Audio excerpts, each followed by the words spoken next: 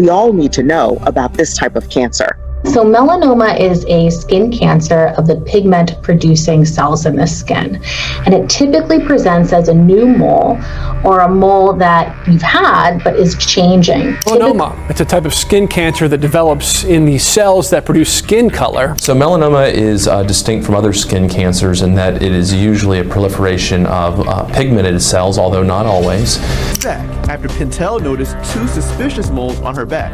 If they hadn't caught it at that point, we don't know how long it would have been until it could have changed or metastasized and gone into my lymph nodes and later into other areas of my body. I'm going to outline it. And this tells the lab that we're sending to, this is the area that we are going to get those cells from. The Smart Sticker test can take just a few minutes. After a skin check, Pintel cleans the areas that she is concerned about. She applies the stickers to those spots and rubs them to collect the cells. Doctors do this process 4 times on each spot. These are the stickers that were used for Samantha's test. They'll be sent off to a lab in California. She'll get her results back within a week. If the test comes back negative, that means there is a 99% chance that spot is not cancerous. You look at yourself in the mirror every day. A mole, a mark, maybe a small blemish.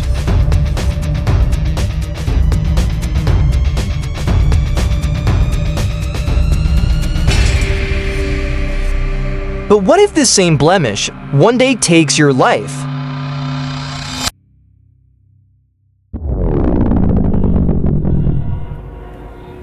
It's called melanoma, the world's silent but fastest growing skin cancer. Melanoma is a cancer that attacks cells in the skin called melanocytes. The same cells that give your skin its color.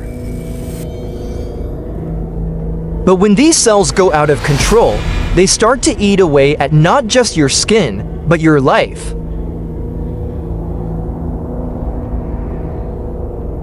This cancer starts as a common mole, spot, or blister. And if ignored, it spreads throughout the body.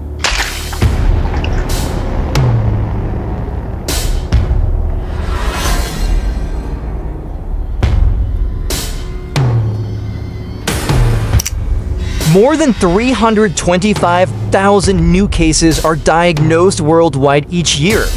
In the USA alone, 1 person dies from melanoma every hour. We were taught from childhood that it was caused by the sun's rays, and we started applying sunblock, avoiding the sun, but then the melanoma didn't go down. But oxybenzone, parabens, SLS, and even your beauty creams may be responsible.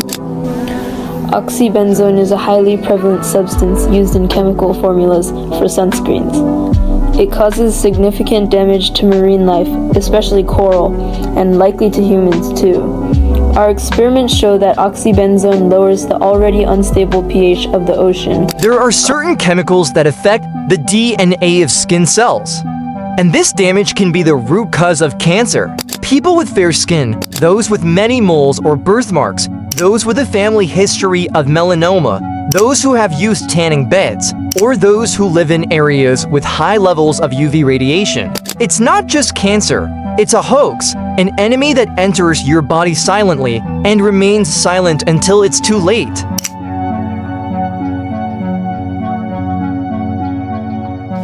When you are diagnosed with melanoma, the doctor says, cut this part of the skin off, the problem will be solved. But is it really a solution or just a temporary illusion?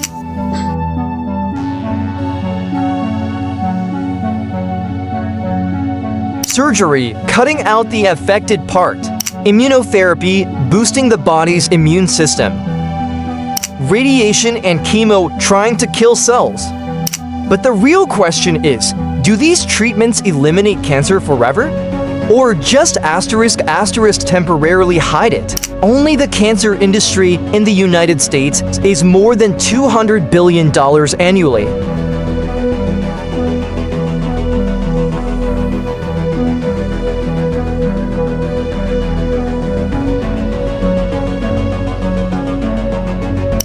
Pharmaceutical companies sell the same medicines, whose side effects make the patient again.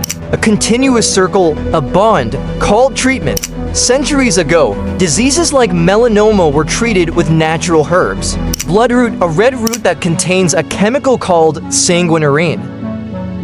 Red clover blossoms, which help dissolve tumors quickly. Poke root activates the immune system. These were all natural remedies that came from the ground, not from a laboratory. In the 19th century, Dr. Samuel Thompson treated breast cancer patients with red clover paste. Dr. Frederick Moss, the inventor of Moss surgery, himself used escharotic herbal salves early on. Dr. Greg Cadden, who created Kensima black salve, and was later sent to prison simply because he believed in natural remedies. Whenever a person or a doctor talks about natural remedies, they are either discredited or face legal action.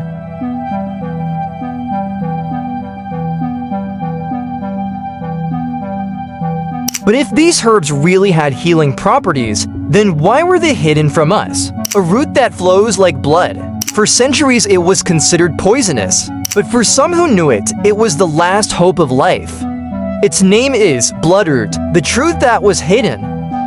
Bloodroot, or Sanguinaria canadensis, is a North American herb, which Native Americans have used for centuries to treat wounds, inflammation, and even tumors. Its power lies in one chemical, sanguinarine, an alkaloid that causes cancer cells to commit suicide. Modern scientific research shows that sanguinarine recognizes damaged cells in DNA, destroys them by oxidizing them, does not affect healthy cells.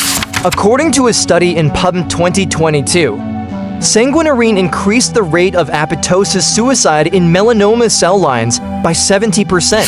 That is, the cells killed themselves without any chemotherapy.